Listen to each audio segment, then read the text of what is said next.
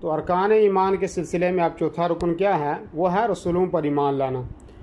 اور رسولوں پر ایمان لانے کا مطلب یہ ہے کہ ان کی رسالت اور ان کی پیغمبری کی تصدیق کی جائے، اور یہ عقیدہ رکھنا کہ وہ اللہ تعالیٰ کی جانب سے مبنی برحق ہے۔ جس نے ان میں سے کسی ایک کی رسالت کو جھٹلایا اور اس کا انکار کیا تو گویا اس نے تمام رسولوں کا انکار کیا، جیسے کہ ارشاد باری تعالیٰ ہے۔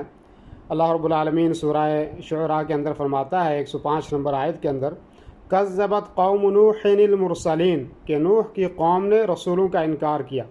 حالانکہ انہوں نے صرف حضرت نوح علیہ السلام کو جھٹلایا، اس کے باوجود بھی انہیں تمام رسولوں کا منکر قرار دیا گیا۔ یہی اصول اس شخص پر منطبق ہوگا جو ہمارے نبی خاتم النبیین اور سید المرسلین محمد ابن عبداللہ الامین کو جھٹلائے۔ ایسا شخص گویا اللہ رب العالمین کے ساتھ کفر کا مرتکب ہے اور تمام رسولوں کا منکر ہے۔ اسی لیے ہمارے اوپر یہ واجب ہے کہ جن انبیاء کے نام سے ہم واقف ہیں ان پر ان کے ناموں کے ساتھ ایمان رکھیں، جیسے موسیٰ اور عیسیٰ علیہ السلام اور نوح اور ابراہیم علیہ السلام، اور جن کے نام سے ہم آگاہ نہیں ہیں ان پر اجمالاً ایمان لائیں، اور یہ عقیدہ رکھیں کہ اللہ نے انہیں حق کے ساتھ مبعوث فرمایا ہے۔ انہوں نے اللہ کے پیغام کو دنیا والوں تک پہنچا دیا، اپنی قوموں کے ساتھ انہوں نے نصیحت و خیرخواہی کا معاملہ کیا، ان کے سامنے حق کو کھول کھول کر بیان کیا اور پوری طرح ان تک دین کی دعوت کو پہنچا دیا۔ اسی طرح ابن کثیر رحمہ اللہ لکھتے ہیں کہ انبیاء اور رسول صلوات اللہ وسلامہ علیہم اجمعین اللہ اور مخلوق کے درمیان سفیر کی حیثیت رکھتے تھے، تاکہ جو پیغام اور امانت انہیں سونپی جائے اللہ کی طرف سے تو وہ امت تک پہنچا دیں۔ انہوں نے اس ذمہ داری کو بحسن و خوبی انجام دیا اور مخلوق کے ساتھ خیر خواہی برتی اور انہیں حق کا پیغام پہنچایا۔ ہم اس پر گواہ ہیں، اور ہم یہ بھی گواہی دیتے ہیں کہ ہمارے نبی محمد رسول اللہ صلی اللہ علیہ وسلم نے بھی پیغام پہنچا دیا اور امانت ادا فرما دی، امت کے ساتھ خیر خواہی کی، اللہ کے راستے میں کما حق ہو جہاد کیا، یہاں تک کہ انہیں موت آ گئی اور رفیق اعلیٰ سے جا ملے۔ ان پر اللہ کی رحمتیں اور سلامتی نازل ہو۔ ان کے ذکر کرنے والوں اور ان کے ذکر سے غافل رہنے والوں کی تعداد کے حساب سے ہر نبی نے اپنی قوم کو ایک ہی دعوت دی، اور وہ دعوت یہ تھی جس کا اللہ رب العالمین نے سورہ الاعراف کے اندر فرمایا، اعبدوا اللہ ما لکم من الہ غیرہ، کہ تم اللہ کی عبادت کرو، اس کے سوا کوئی تمہارا معبود ہونے کے قابل نہیں ہے۔ تمام انبیاء کو توحید کے ساتھ مبعوث کیا گیا تھا، البتہ ان کی شریعتیں وہ مختلف تھیں۔ ان میں سب سے افضل اور ان سب کے سلسلے کو ختم کرنے والے، جن کے دین اور شریعت نے تمام ادیان اور شریعتوں کو منسوخ کر دیا، وہ محمد صلی اللہ علیہ وسلم ہیں۔ ان پر اور دیگر تمام انبیاء پر افضل ترین درود اور اکمل ترین سلامتی نازل ہو۔ اللہ رب العالمین نے سورہ النحل کی آیت نمبر 36 کے اندر فرمایا، وَلَقَدْ بَعَثْنَا فِي كُلِّ أُمَّةٍ رَسُولًا أَنِ اعْبُدُوا اللَّهَ وَاجْتَنِبُوا الطَّاغُوتَ، ہم نے ہر امت میں رسول بھیجا کہ لوگوں صرف اللہ کی عبادت کرو اور اس کے سوا تمام معبودوں سے بچو۔ اسی طرح اللہ فرماتا ہے سورہ الانبیاء کی آیت نمبر 25 کے اندر، وَمَا أَرْسَلْنَا مِن قَبْلِكَ مِن رَّسُولٍ إِلَّا نُوحِي إِلَيْهِ أَنَّهُ لَا إِلَٰهَ إِلَّا أَنَا فَاعْبُدُونِ، تو اس سے پہلے بھی جو رسول ہم نے بھیجا اس کی طرف یہی وحی نازل فرمائی کہ میرے سوا کوئی معبود برحق نہیں، پس تم سب میری ہی عبادت کرو۔ اللہ نے پیغمبری کے اس سلسلے کو ہمارے نبی جناب محمد رسول اللہ صلی اللہ علیہ وسلم کی بعثت اور آپ کی شریعت اور دین کے ذریعے ختم فرمایا۔ آپ سے پہلے رسولوں کو ان کی قوم کے لیے بطور خاص بھیجا جاتا تھا، لیکن آپ صلی اللہ علیہ وسلم کو تمام لوگوں کے لیے بطور عام مبعوث کیا گیا۔ یہی وجہ ہے کہ اگر آپ کی بعثت کے بعد کوئی نبی بھی آ جائے تو ان کے لیے بھی آپ کی اتباع کرنا لازم ہوگا۔ اللہ نے تمام نبیوں اور ان کی اقوام سے یہ عہد و میثاق لیا ہے کہ وہ محمد صلی اللہ علیہ وسلم کی بعثت کے بعد ان پر ایمان لائیں۔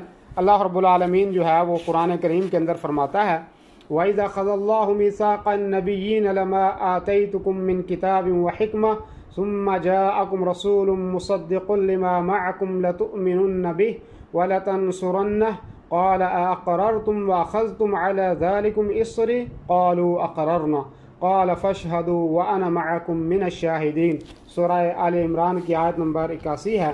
جب اللہ نے نبیوں سے عہد لیا کہ جو کچھ میں تمہیں کتاب و حکمت دوں پھر تمہارے پاس وہ رسول آئے جو تمہارے پاس کی چیز کو سچ بتاتے تو تمہارے لیے اس پر ایمان لانا اور اس کی مدد کرنا ضروری ہے۔ فرمایا کہ تم اس کے اقراری ہو اور اس پر میرا ذمہ لے رہے ہو۔ سب نے کہا ہمیں اقرار ہے۔ فرمایا تو اب گواہ رہو اور خود میں بھی تمہارے ساتھ گواہوں میں ہوں۔ علی بن ابی طالب اور عبداللہ ابن عباس رضی اللہ عنہما اس آیت کے بارے میں فرماتے ہیں، اللہ تعالیٰ نے جس نبی کو بھی مبعوث فرمایا ان سے یہ عہد دیا کہ اگر ان کی زندگی میں محمد صلی اللہ علیہ وسلم کی بعثت عمل میں آ جائے تو وہ ان پر ایمان لائیں اور ان کی مدد کریں۔ اسی طرح انہیں اس بات کا بھی حکم دیا گیا کہ وہ اپنی قوم سے بھی اس کا عہد دیں کہ اگر ان کی زندگی میں محمد صلی اللہ علیہ وسلم کی بعثت ہو جائے تو وہ ان پر ایمان لائیں اور ان کی مدد کریں۔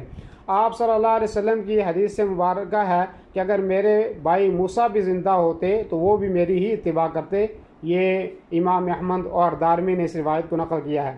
آپ صلی اللہ علیہ وسلم کا ارشاد ہے، قسم ہے اس ذات کی جس کے ہاتھ میں محمد کی جان ہے، اس زمانے کا یعنی میرے وقت اور میرے بعد قیامت تک کوئی بھی یہودی یا نصرانی میرا حال سنے پھر اس پر ایمان نہ لائے جس کو دے کر میں بھیجا گیا ہوں یعنی قرآن، تو وہ جہنم میں جائے گا۔ یہ مسلم شریف کی روایت ہے۔